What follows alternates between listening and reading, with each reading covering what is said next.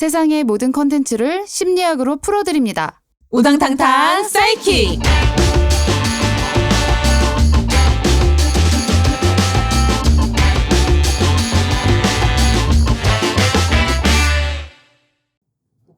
안녕하세요. 우당탕탕 사이킥의 김아름 작가입니다. 안녕하세요. 우당탕탕 사이킥 두 번째 마음의 노은정입니다. 네, 오늘 우당탕탕 사이킥 7번째 시간입니다. 소장님 그동안 잘 지내셨어요? 네, 바쁘지만 잘 지냈습니다. 네. 표정이 매우 피로가 가득한 얼굴을 가지고 계시네요. 잘 지낸 표정입니다. 네. 저도 그 사이에 지난 에피소드를 업데이트 해놓고 좀 바쁜 시간을 보냈는데요. 이제 무더운 여름이 찾아왔습니다. 이제 시원한 곳도 생각나고 바다도 생각나고 그러는 계절인데 소장님 수영 좋아하세요? 좋아합니다. 잘 저는 하시나요? 네. 그 헤드업 평형을 좋아하는데 개헤엄이죠. 네. 그러니까 그 머리를 물 안에 넣지 않고 그 개헤엄질을 네. 헤드업 평형 그거를 하고 싶어서 헤드업 평형만 따로 과외를 받은 적도 있어요. 그렇구나. 네. 그럼 자유형이나 다른 접영 같은 것도 구사하시나요? 그러니까 하기는 하는데 네. 제가 보니까 제일 실용적인 게 헤드업 평형인 거예요. 네. 그래서 제가 그 이태원 초등학교에서 너무 구체적인 그러니까 네, 그 이태원 초등학교에서 헤드업 평형만 나는 이것만 하면 된다 사실. 네. 왜냐면 생각해 보니까 그 놀러 갔을 때 막 네. 자유형이나 배영 하는 것보다 그 머리를 물에 넣지 않은 상태에서 수영을 하는 게 되게 괜찮은 것 같더라고요. 그러면은 나름 잘 한다고 생각하시나요? 잘하진 않고 그냥 이렇게 노는 정도예요. 네. 네. 저도 수영을 매우 좋아하는데요. 원래 어릴 때 한번 물에 빠질 뻔했다가 그래서 이제 물 공포증이 좀 있었어요. 그런데 그 공포증을 좀 극복하고 싶어서 27살, 8살 이때 집 근처에 있는 수영장 스포츠 센터를 다니면서 수영을 다 마스터한 경험이 있습니다. 저는 수영 중에서 자유형을 제일 좋아하고요. 좀 제가 잘하는 편이더라고요. 그래서 좀 스피드 있게 하는 걸 매우 즐기고는 있어요. 오늘 왜 이 수영 이야기를 먼저 꺼냈냐면 오늘 다루고자 하는 컨텐츠가 바로 수영에 관련된 이야기이기 때문입니다. 2023년에 넷플릭스에서 릴리즈된 나이에드의 5번째 파도라는 영화에 대해서 이야기를 하려고 합니다. 이 나이에드의 5번째 파도는 다이애나 나이에드라는 미국의 수영 선수의 실화를 모티브로 만든 영화입니다. 다큐멘터리 감독으로 유명한 지미친 그리고 엘리자베스 차이 베사엘리 이 두 분이 감독을 맡았고요. 이전에 히말라야에 대해서 다룬 다큐인 메루 한계를 향한 열정 그리고 요세미티의 3000m 암봉을 장치 없이 맨몸으로 오르는 그 알렉스 하놀드에 관한 프리 솔로라는 다큐를 만들기도 했고 일론 머스크와 스페이스 X에 관한 다큐를 다룬 스페이스 X 이런 다큐들로 좀 유명한 다큐멘터리 감독들이고요. 그리고 프리 솔로 이 다큐멘터리로 미국 아카데미 장편 다큐멘터리상을 2018년에 수상했다고 합니다. 다큐멘터리만 만드는 감독들인데 이번에는 좀 스토리가 있는 영화를 제작했다는 것에 좀 많이 흥미가 가더라고요. 저는 이 영화를 이번에 2번째 봤는데요.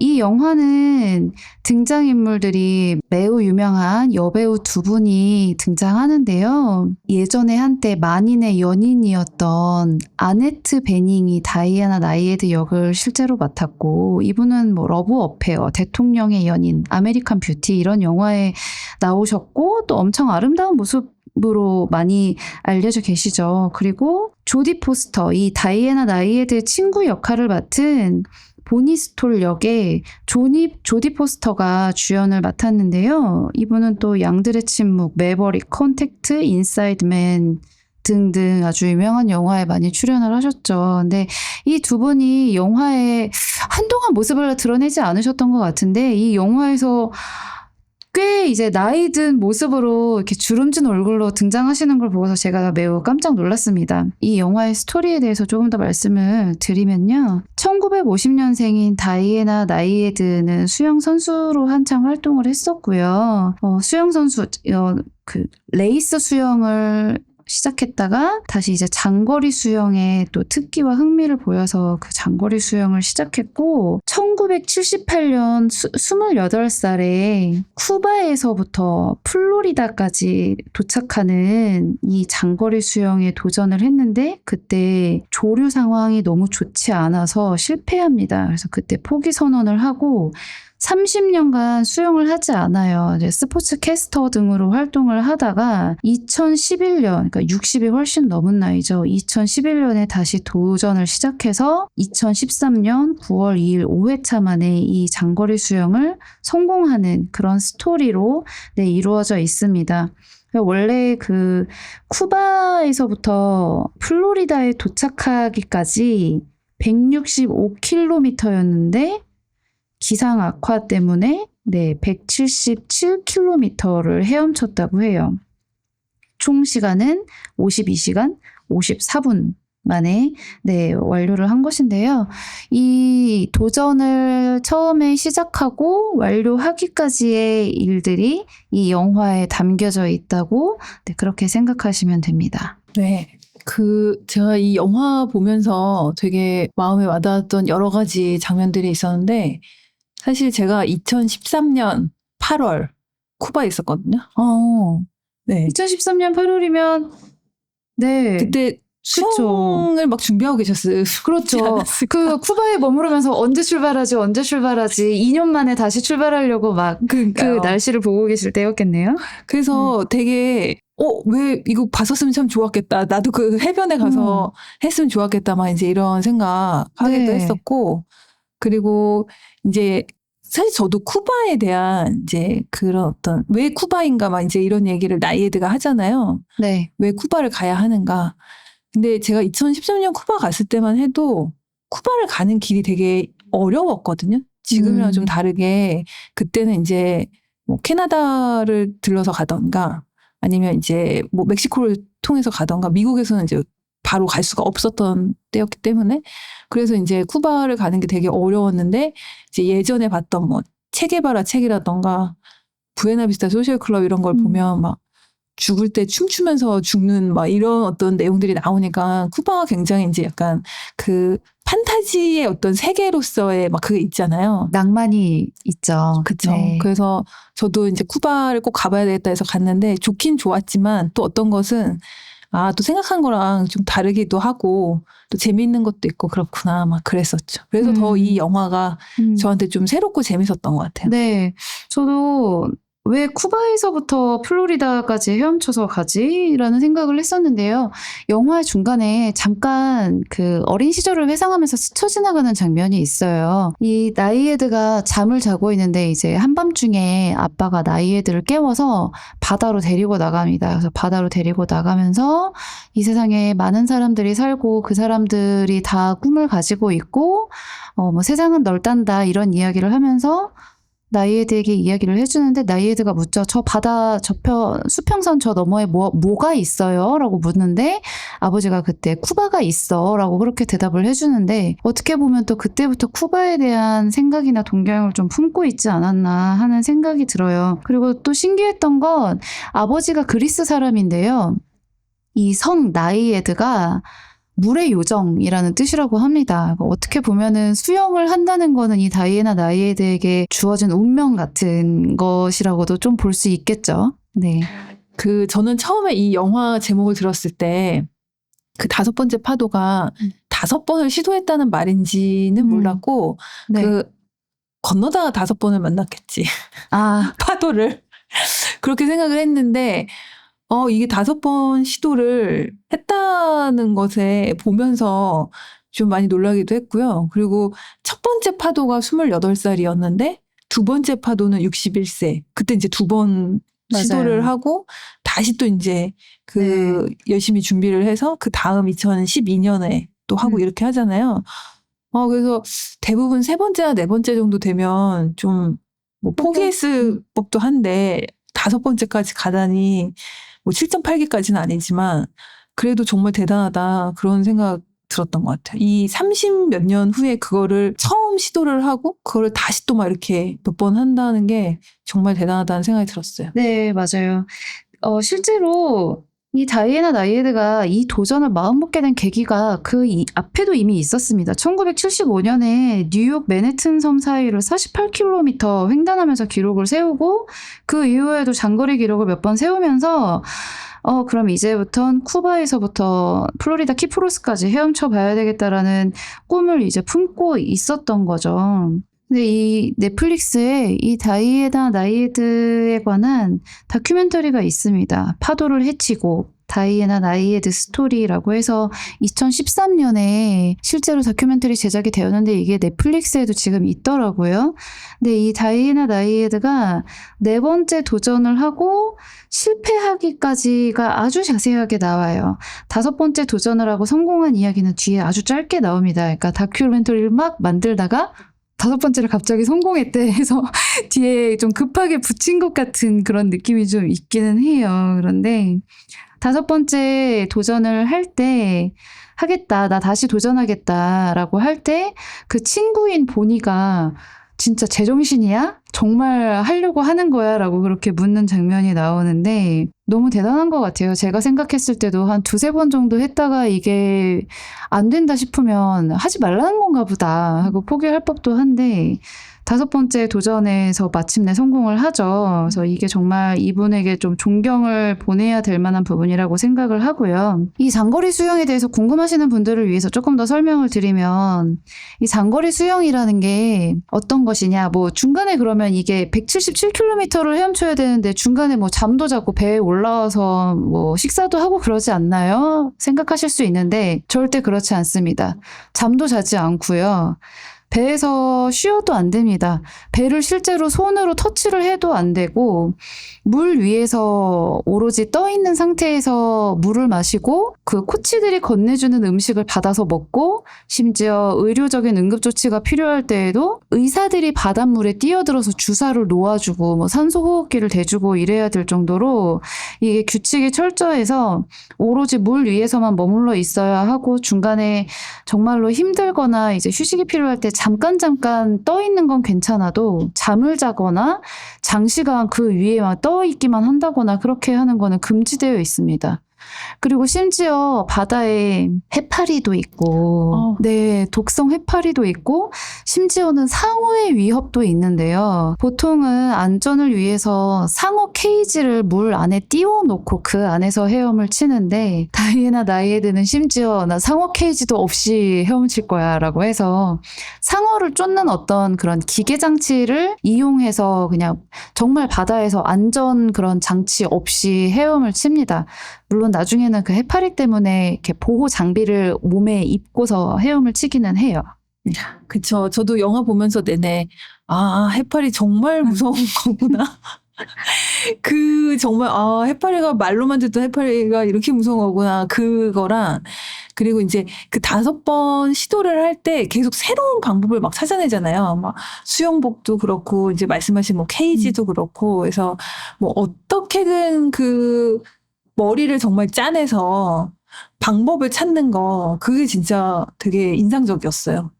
네, 그래서 실제로 다큐에 보니 이 다이애나 나이에드의 성공을 위해서 정말로 많은 팀들, 많은 사람들이 도움을 주었는데요. 핸들러, 뭐 항해 팀, 그리고 상어를 쫓는 팀, 카약 팀, 해파리 팀, 날씨 팀, 응급 팀, 그리고 뭐 기타 지원 팀 해서 거의 40명 정도 되는 인원이 네, 배에 탄 채로 수영을 하는 다이애나 나이에드의 옆을 네, 50 몇 시간 동안 계속 같이 항해를 했었던 것이죠. 저 그거 보고 되게 재밌었던 게 그 팀 토탈 크루가 35명인데 그 이상하게 해파리는 그렇게 무서운데 1명이더라고요.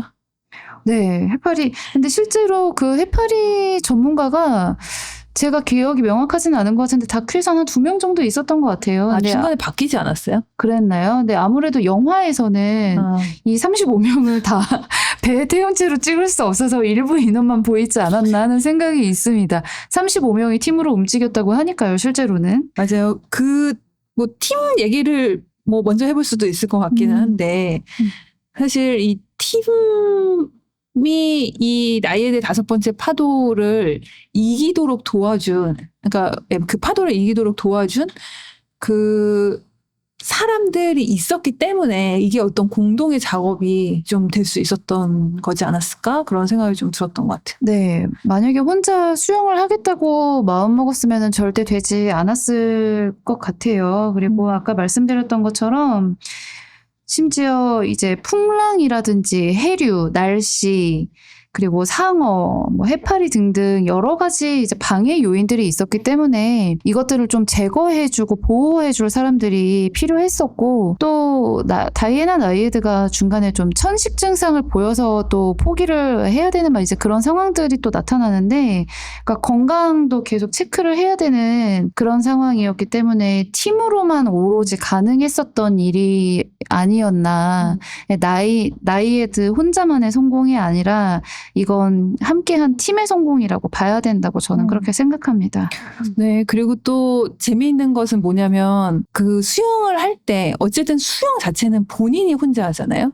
팀이 있지만 내가 이 팔다리를 움직여서 나가는 것은 그 나이에드가 사실은 혼자 또 나이에드가 팔을 젓지 않으면 그것이 이제 어쨌든 그 같은 기록, 그러니까 그 같은 프로젝트를 실행하는 사람들의 어떤 또 결과가 달려 있는 것이기도 한데, 그렇기 때문에 이 시도가 성공을 하기 위해서는 나이에드가 혼자 있는 것도 중요하고 같이 있는 것도 중요하고 이런 두 가지가 다 필요했던 거죠. 그래서 저는 이제 이 영화를 보면서 그 영국의 정신분석가였던 위니캇이 말했던 이제 혼자 있을 수 있는 능력이라는 이제 capacity to be alone이라는 그 이제 정신분석적 개념이 있는데, 그거는 사실은 혼자 잘 있으려면 혼자 고립되는 게 아니라 내 마음속에 누군가와 연결되어 있다라는 거를 기억해야 우리가 혼자 있을 수 있다. 그거 되게 아이러니하잖아요. 그러니까 혼자 잘 있으려면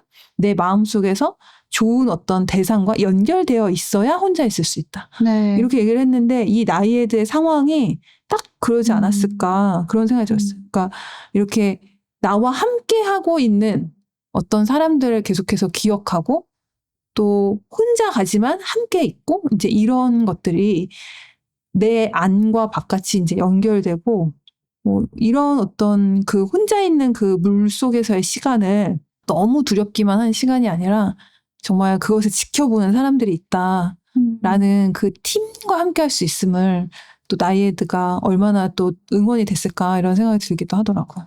네. 맞아요. 그래서 영화에서 이 나이에드의 친구이자 코치 역할로 나오는 보니 스톨, 이분도 라켓볼 선수 출신이라고 해요. 근데 이 나이에드가 바다를 무사히 건널 수 있도록 엄청나게 심적으로 물심양면 지원을 엄청 많이 해줬죠. 그리고 실제로 이 수영이 다 끝나고 난 다음에도 매일매일 여전히 만나고 있는 친구 사이다. 이렇게 이야기가 나와 있는데, 그래서 이런 역할을 해줄 수 있는 누군가가 있다는 것이 참으로 중요하겠다라는 생각을 또 들게 만드는 장면들이 참 많았어요. 네. 네. 그리고 저는 영화 보면서 인상 깊었던 게 이 아네트 베닝도 58년생이고 조디 포스터도 1962년생이에요. 영화를 촬영하고 그랬을 당시가 실제 이제 나이에드와 비슷한 이제 나이 또래였던 것이죠. 근데 주름 위에 정말로 이제 가득한 얼굴인데 이제 몸은 우락부락한 근육질의 몸으로 나와서 정말로 되게 멋있게 정말 선수들처럼 보이기 위해서 몸을 엄청 열심히 만들었구나. 너무 멋있다 이런 생각이 들었고, 조디 포스터가 실제로 이 영화를 찍으면서 인터뷰를 할 때 완전히 멋지게 늙은 두 늙은 여자를 보여주고 싶다라는 그런 포부로 이 영화를 준비했다고 해요. 실제로 아네트 베닝도 1년 동안 수영을 배웠고 그리고 근육을 만들기 위한 엄청난 트레이닝을 거쳤다고 합니다.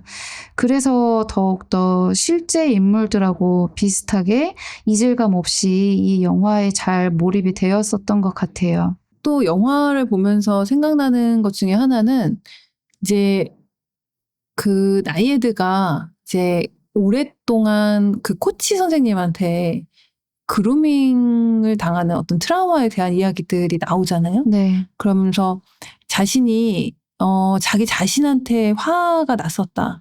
그 이야기를 이제 하게 되는데, 나를 내버려둔 나한테 화가 났고, 그 이제 왜 교장 선생님한테 말하지 않았을까? 뭐 엄마한테 왜 말하지 않았을까? 뭐 이런 것들 있잖아요. 근데 이제 그것을 어떻게 보면 이 수영이라고 하는 것이 나의 몸을 사용해서 어딘가로 나아가고 있는데 그런 어떤 기억들이 또 새겨진 장소가 그 트라우마의 어떤 흔적이나 뭐 이런 것들이 나도 모르게 또 경험되어진 어떤 몸을 가지고 그것을 이제 향해 나아간다라고 하는 게 참 여러 가지 의미로 또 새롭게 보여졌던 것 같아요.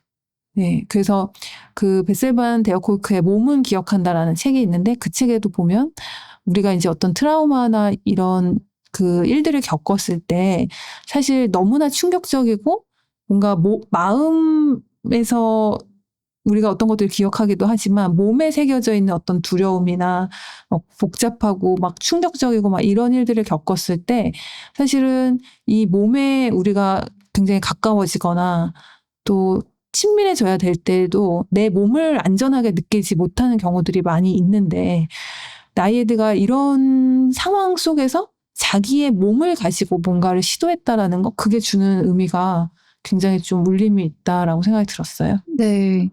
맞아요. 조금 더 설명을 드리면 영화 속에서 회상씬으로 잠깐 나오기도 하지만 어린 시절 그 수영 코치에게 오랫동안 성적으로 학대를 당하고 또 만약에 이거를 다른 사람들에게 얘기하면 너는 이제 학교 못 다녀. 수영도 앞으로 못 해. 이러면서 좀 가스라이팅을 많이 하죠. 그런 식으로 이제 그루밍 범죄를 그 코치로부터 당했는데 이걸 나중에 좀 성인이 되고 나서 폭로를 하고 이 코치를 고발하기 위해 많은 노력을 했었던 것 같은데 또 그것들이 좀 잘 안 되죠. 그래서 거기에서 느끼는 어떤 절망감, 그러니까 오랜 시간 이 상처 때문에 가지고 있는 트라우마와 더불어서 이 사람을 온전히 또 처벌하지 못하는 그 사람은 아직도 멀쩡히 명예의 전당에 올라있다는 그런 절망감들이 다이애나 나이에드의 마음 한구석에 되게 오랫동안 자리했을 것 같다는 생각이 듭니다. 네, 맞아요. 그 나이에드가 경험한 그런 이제 트라우마 같은 경우에 우리가 사실 트라우마 증상 같은 것들을 좀 생각을 해보면 이 트라우마는 사실은 우리가 이제 어떤 뭐 신체적인 손상이나 생명에 대한 불안이나 이런 정신적 충격을 수반하는 이제 단일한 어떤 사건이나 사고, 뭐 재난 이럴 수도 있지만 이렇게 복잡하고 아주 장기간 동안 반복되어지는 어떤 트라우마 같은 경우에는 우리가 이제 복합 PTSD라고 해서 CPTSD 이렇게 이야기를 하기도 하는데 그럴 때는 이제 뭐 예를 들어 이런 뭐 그루밍 성범죄라던가 가정폭력, 지속적인 아동학대 이런 이제 어떤 반복적인 사건들로 인해서 본인의 성격 구조가 조금 변형되어진다던가 아니면 내가 나 자신에 대해서 뭐 수치심이나 죄책감이나 또 어떤 그 스스로 이제 많이 훼손된 어떤 느낌들을 갖게 될 수 있는데요. 우리가 이제 이런 트라우마 증상들이 뭐 이제 내가 위험이 닥칠 것 같다라는 계속 어떤 불안한 그런 과각성 상태를 유지하게 될 수도 있고 또 막 그 지워지지 않는 그 예전의 시간들 있잖아요. 그거를 계속해서 플래시백이라고 해서 계속 떠오르는 거 있잖아요. 그래서 생각이 내가 하고 싶지 않은데도 막 침투하듯이 자꾸 그 장면들이 막 생각나고 떠오르고 막 이런 특징들이 좀 있을 수 있는데 이런 일들을 경험했을 때 우리는 삶에서 안전을 가장 중요한 제일 가치로 여기게 되거든요. 그래서 집중을 하기도 어렵고 평소에 잘 지냈던 사람들과도 관계를 계속 잘 맺기가 좀 어려운 거죠. 왜냐하면 나는 어떤 생각에 계속해서 좀 몰입되어 있거나 또 현실 세계에 아무 일 없다는 듯이 또 지내기가 쉽지 않기 때문에 그래서 막 예전에는 괜찮았던 것들이 되게 과하게 자극이 된다던가 또 나를 이해하지 못하는 사람들부터 멀어진다던가 또 어딘가에 집중하기 힘들다던가 이렇기 때문에 그 사건에서 사실 회복하기가 굉장히 오래 걸릴 수 있고 또 이제 스스로를 이해하기보다는 자기가 뭔가 잘못했던 그러니까 나이에드가 그랬던 것처럼 자기 자신을 좀 잘못했다라고 여기면서 본인을 탓하거나 또 이런 것들을 하게 될 수도 있는 거죠. 네. 네. 다큐에 보면 이 나이에드가 이화관에서 그 멘트를 하는 장면이 있는데요. 이렇게 이야기를 했습니다. 어린 시절의 상처에서 벗어나지 못하고 있어요. 여전히 스스로에게 화나서 모질게 굴어요. 내가 어찌할 수 없었던 일들로 나를 벌주고 있어요. 그래서 인생의 많은 시간을 후회하며 보냈어요. 어린 시절에 겪은 일들이 날 여전히 피해자로 만들고 있어요. 하지만 불행히도 다행히도 그동안에 겪은 일들이 오늘의 나를 만드는 거예요. 없었던 일로 할 수도 없어요. 하지만 과거는 과거일 뿐 날 정의하지 않는다는 걸 알아야 해요. 내 목표는 후회에 젖어 과거를 되돌아보지 않는 것 같아요. 라고 그렇게 대답을 했어요. 그래서 나이에드도 그런 트라우마에 상흔해서 좀 오랫동안 시달렸던 것으로 보이는데 나름 그것들을 극복하기 위한 하나의 방법으로 또 계속 수영을 하는 것 그리고 뒤늦었지만 또 이 노년기를 맞이해서 다시 한번 살아있음을 또 느끼기 위해 내가 미처 완수하지 못했던 어떤 도전을 이제 끝마치기 위해서 이 엄청난 장거리 수영을 도전했던 것으로 보여요. 네. 맞아요. 그리고 또 살아있음을 느낌과 동시에 내가 정말 죽기 전에 이거는 뭔가 내가 한번 정말 해결해야 하고 한번 정말 부딪혀 봐야 될 그런 일로 또 어떤 정말 대단한 프로젝트처럼 생각하지 않았나 그런 생각이 드는데요.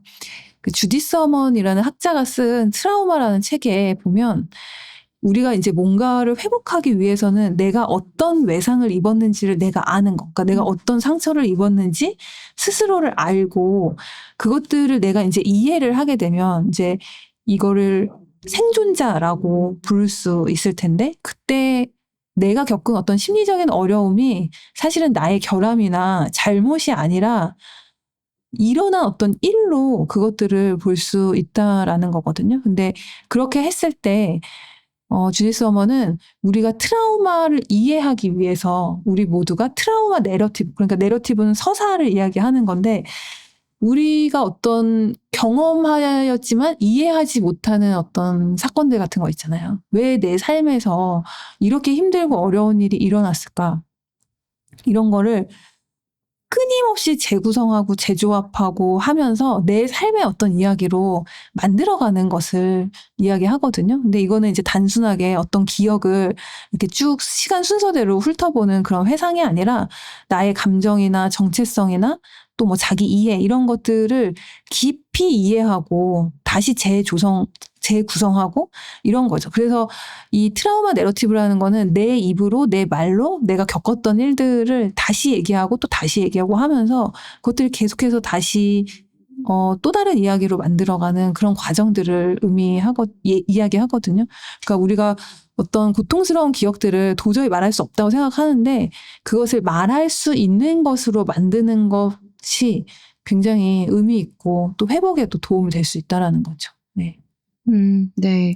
그리고 실제로 이걸 나이에드가 좀 어느 정도 노년기에 접어들면서 결심을 할 수 있었던 것도 이 영화에 나오는 대사나 인터뷰에 보면 짐작을 할 수 있는데요.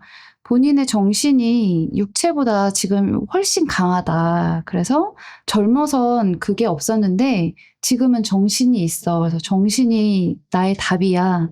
그래서 이 정신으로 육체를 끌고 가는 것 같은 약간 그런 모습들을 보여주죠. 그래서 강해진 정신으로 내 한계를 넘어서고 한계까지 끌고 가는 그런 모습들을 볼 수가 있어요. 그래서 저는 이 영화를 보면서 나이에드가 정말로 너무 누구에게나 그렇지만 정말 대단한 사람이다라는 생각이 한 가지 또 들었고요. 그리고 발달 심리학에 대한 이야기를 좀 잠깐 하면은 좋을 것 같아요.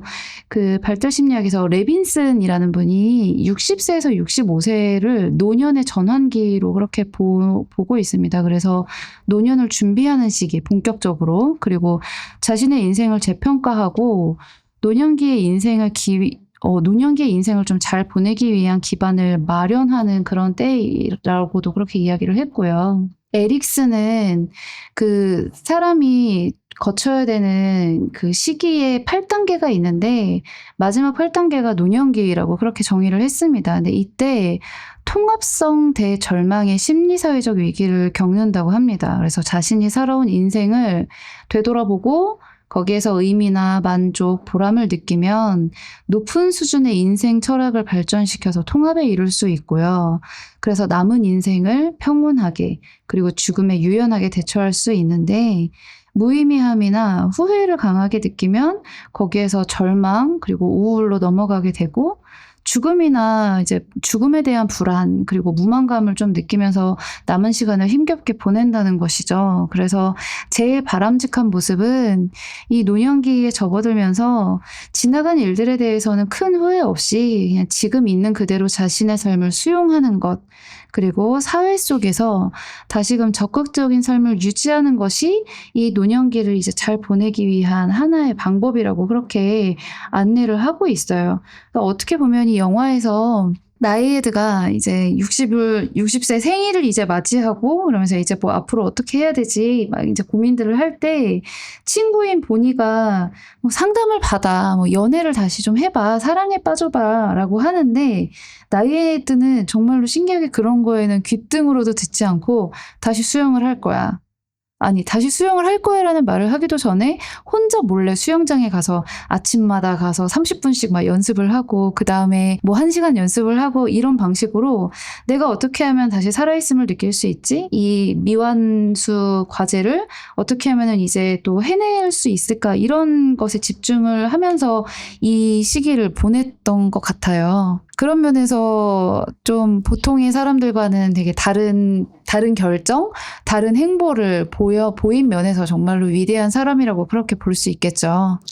그 60살의 생일에 그렇게 결심을 하고 뭔가 몸을 갈고 닦는다는 것 그리고 그것을 위해서 이제 통제이기도 하지만 어떤 의미에서는 내가 그렇게 어떤 목표를 향해서 나아갈 수 있도록 나를 갈고 닦는 어떤 그런 것들이 되게 좀 저는 원래 사실 이런 방식의 그런 어떤 성공서사를 그렇게 좋아하지는 않거든요. 저희가 그동안 이제 뭐 힐빌리의 노래도 그렇고 그런 어떤 개인의 성공서사나 뭐 이런 이야기들을 조금 뭐 얘기해 오기도 했지만 그러니까 고통에 빠져 있는 누군가가 이것을 개인의 어떤 본인 스스로를 구원하는 방식의 이야기들이 있잖아요. 그게 주는 이제 울림이나 뭐 감동 뭐 이런 것들이 있기는 하지만 이제 혹여 또 그렇게 하지 못한 또 그렇게 할 수 없는 어떤 사람들에 대한 이야기도 사실은 되게 소중한데 우리가 이제 어떤 뭐 영웅서사나 이런 것들을 너무 탐닉하게 될 때 또 이제 가지고 오는 어떤 또 이제 부작용 같은 것들도 있다 보니까 너무 이제 이런 것에 사실은 막 좀 그래도 약간은 좀 이렇게 객관적으로 봐야 된다라고 생각을 하지만 정말 개인이 가지고 있는 이런 어떤 정말 소중하고 내가 뭔가를 이루고자 하는 그 마음은 너무 우리들에게 감동을 주고 또 사람은 이렇게 정말 내가 어떤 그 목표를 가지고 또 시도하는 어떤 것들이 그 사람에게 그것을 실제로 하게 됐을 때 되게 많은 어떤 힘을 주게 되는 것 같아요. 그걸 지켜보는 사람한테도 그렇고요. 네, 맞아요. 그런 의미에서 저는 뭐 우리 모두가 엄청난 도전을 해야 된다. 뭐 반드시 뭐 각자만의 성공을 이뤄야 된다라는 그런 메시지로 보기보다는 다르게 해석을 했으면 좋겠어요. 나이에드도 마지막에 다큐멘터리에서 실제 인터뷰했을 때 마지막 대사로 마지막 코멘트를 이렇게 남겼거든요. 포기하지 않고 끈질기게 매달리면 끝내 엄청난 보상이 따르죠. 근데 이 보상은 사실 뭐 어떤 물질적인 보상, 뭐 사회적 인정, 성공 이런 것뿐만이 아닐 거라고 저는 생각을 해요. 본인이 스스로 얻고자 하는 내적인 만족감도 엄청난 보상이겠죠.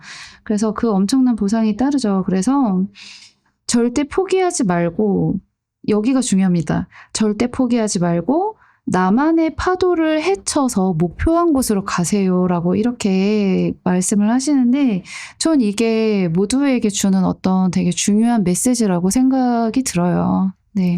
맞아요. 그리고 그 나이에드가 그런 이야기 하거든요. 그러니까 내가 끝났는지 결정하는 건 나뿐이다. 이런 이야기를 하는데 우리가 뭐 흔히 끝날 때까지 끝나지 않는다 이런 얘기를 하잖아요.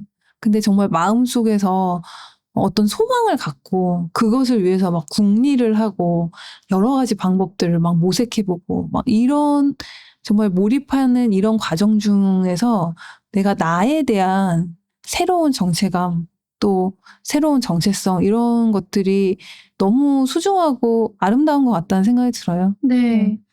그런 메시지가 영화 안에서 나이에드가 시 한 편을 읽는 것으로 그렇게 나타납니다. 그래서 제가 좋아하는 시인이기도 한데 메리 올리버의 여름날이라는 그 시를 읽거든요. 우연히 시집을 집어들었다가 이 시를 읽는데 거기에 5줄 정도를 이제 읽는 것으로 그렇게 나와 있어요. 네. 네, 그 일부 부분을 좀 읽어드릴게요. 말해보라. 내가 달리 무엇을 했어야 하는가? 결국엔 모든 것이 죽지 않는가? 그것도 너무 일찍. 말해보라. 당신의 계획이 무엇인지. 당신의 하나뿐인 이 야생에 소중한 삶을 걸고 당신이 하려는 것이 무엇인지. 이 부분을 나이에드가 읽고 영화 초반에서 이제 이 부분을 읽고 밤잠을 설치면서 이 식구를 되뇌이며 뭘 해야 하지? 무엇을 해야 하지? 라고 이렇게 고민하는 장면이 나오죠. 이것이 나이에드의 도전에 어떻게 보면 출발점, 모티브가 되었다고 그렇게 볼 수도 있을 것 같아요. 네. 네.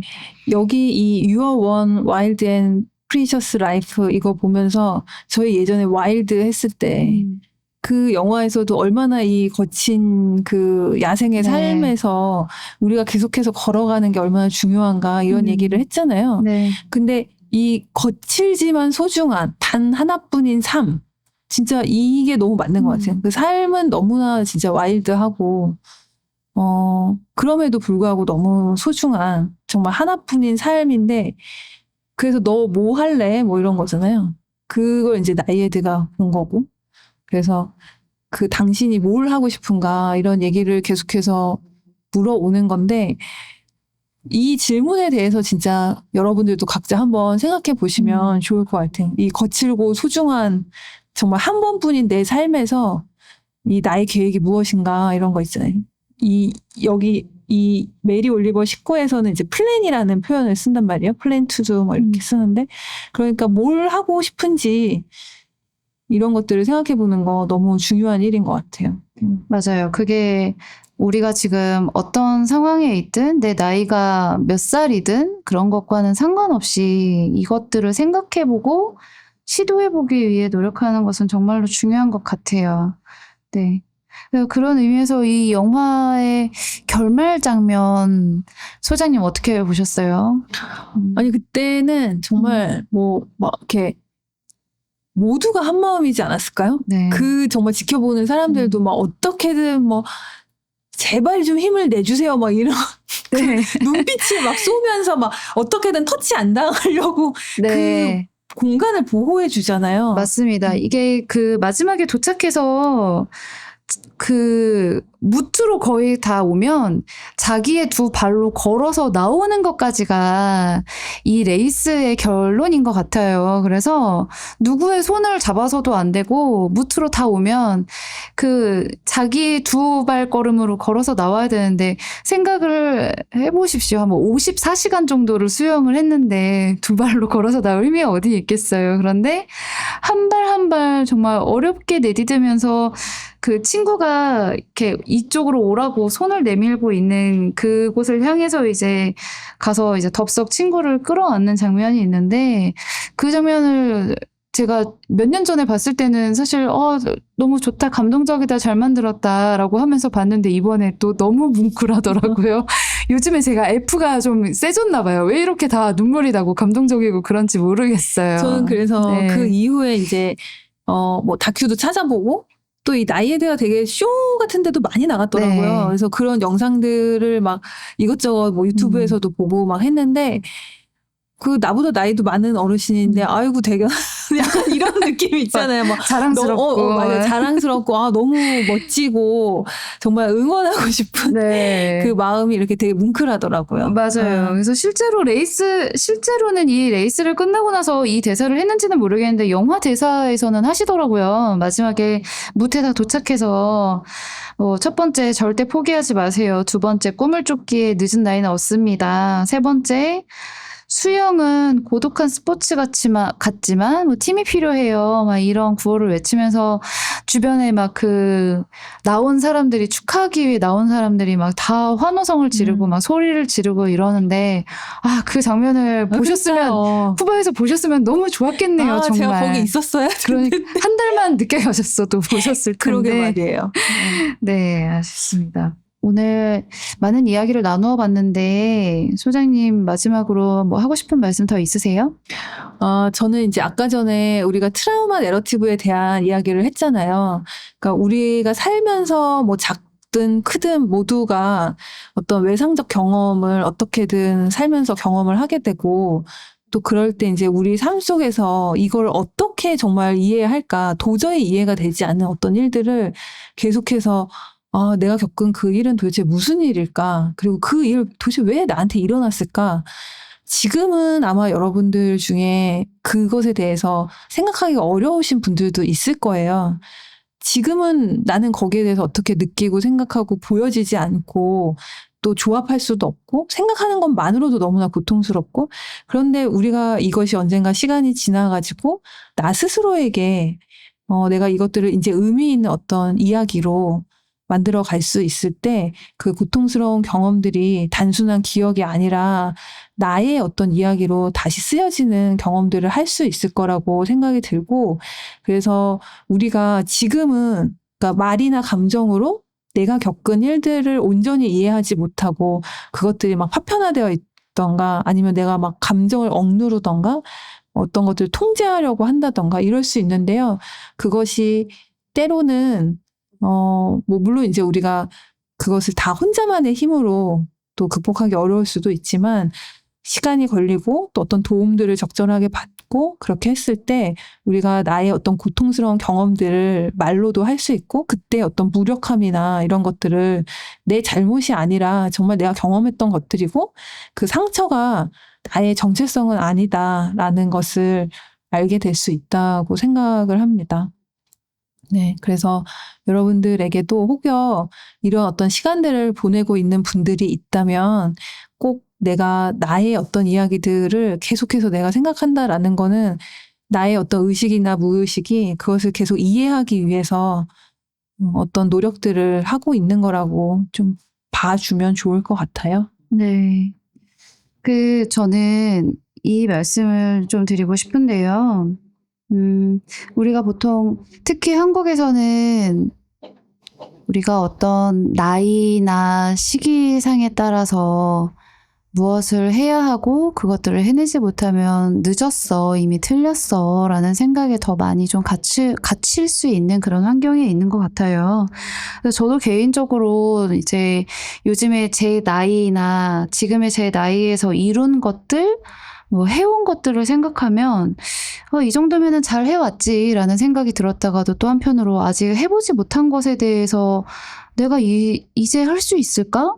앞으로 얼마나 더 많은 것을 할 수 있을까라는 그런 두려움과 걱정에 휩싸이기도 합니다.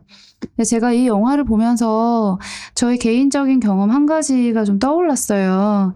제가 한 2년 전쯤에 달리기를 시작을 했습니다. 근데 지금도 다른 분들이 보면 상당히 아주 어리지는 않은 나이이고 너무 늦지도 않았지만 사실 너무 젊은 나이도 아니다라고 그렇게 생각을 할 수 있었을 텐데 저는 사실 제가 장거리를 달릴 수 있을 거라고 한 번도 그동안 생각을 해본 적이 없어요. 그런데 이 달리기를 시작하고 조금씩 거리를 늘려가고 마라톤을 나가면서 내가 이것까지 할 수 있는 사람이구나. 나는 아직 나를 발견하지 못했다. 나는 아직 나에 대해서 보지 못한 부분들이 너무나도 많다라는 생각을 그때 하고 너무 저의 한계를 한번 깨부수고 확장을 해나가는 경험을 그때 했던 것 같아요. 그래서 지금도 이제 더 많은 마라톤을 막 나가겠다고 이렇게 막 꿈을 꾸면서 연습을 하고 도전을 하고 있는데, 보통 우리가 그 주디스 바드윅의 이론에 의하면 4가지 지대가 있죠. 안전지대, 지금 내 현 상태에서 머무르는 안전지대, 그 다음에 공포지대, 학습지대, 성장지대, 이렇게 확장이 되는 이 개념을 이분이 말씀을 하셨는데, 우리가 지금 현 상태에서 나는 그냥 이런 사람이고 이런 삶을 그냥 앞으로 꾸준히 살아갈 거야 라고 생각하면 안전지대에 머무르는 것이지만, 이거 외에 내가 무엇을 더 할 수 있는지, 나란 사람이 누구인지 더 알아가 보고 싶어, 발견하고 싶어 라는 생각이 들면 이 공포지대를 깨고 무언가를 더 배우고 성장해 나가는 그 지대까지 나아갈 수 있는 용기가 필요합니다. 그런 의미에서 이 다이애나 나이에드가 그런 모습을 보여준 아주 좋은 실존 인물이라는 생각이 들고요. 그런 의미에서 여러분들께 용기를 줄 수 있는, 그리고 나도 아직 늦지 않았어, 무언가 한번 해볼 거야 라고 그렇게 응원을 해줄 수 있는 그런 영화라는 생각이 들어요. 그래서 꼭 한 번쯤 보시기를 추천해 드립니다. 네, 그 성장지대가 사실은 나한테 익숙해지면 또 다른 안전지대가 되는 거잖아요. 그러니까 나의 안전지대가 계속해서 확장되고 또 새로운 곳으로 나아갈 수 있기 때문에 우리가 계속 같은 곳에, 아무리 내가 여기 마음에 들어도 좀 다른 곳으로 나가보는 어떤 경험들이 또 새로운 어떤 공간과 시간을 열어줄 수 있는 거라는 거를 또 우리가 알게 되는 것 같아요. 네, 맞아요. 그리고 또 그런 것들을 경험할수록 우리의 마음과 삶이 정말로 풍요로워지고 깊어진다는 것을 또 느낄 수 있게 되겠죠. 네. 그 갑자기 어제는 어제는 지났고 어제는 끝났고 내일은 아직 멀었고 그거 미지의 오늘 그 나오는 거에 생각나네. 네. 미지의 서울이죠. 네, 미지의 그것도 오늘이래요. 미지의 서울입니다. 네. 그것도 다음번에 한번 다뤄볼 수 있도록 하려고 하고요. 네, 그러면 오늘은 벌써 저희가 오랜 시간 이야기를 나누었네요. 7번째 에피소드는 여기에서 마치도록 하겠습니다. 5번째 때 이걸 했었어야 되는데. 뭘? 5번째 봐도 그러네. 네, 7번째 때 가지고. 네. 알겠습니다, 여러분. 네. 들어주셔서 감사하고요. 저희 또 다음에 좋은 거 가지고 오도록 하겠습니다. 네, 다음 시간에 뵙겠습니다. 감사합니다. 감사합니다.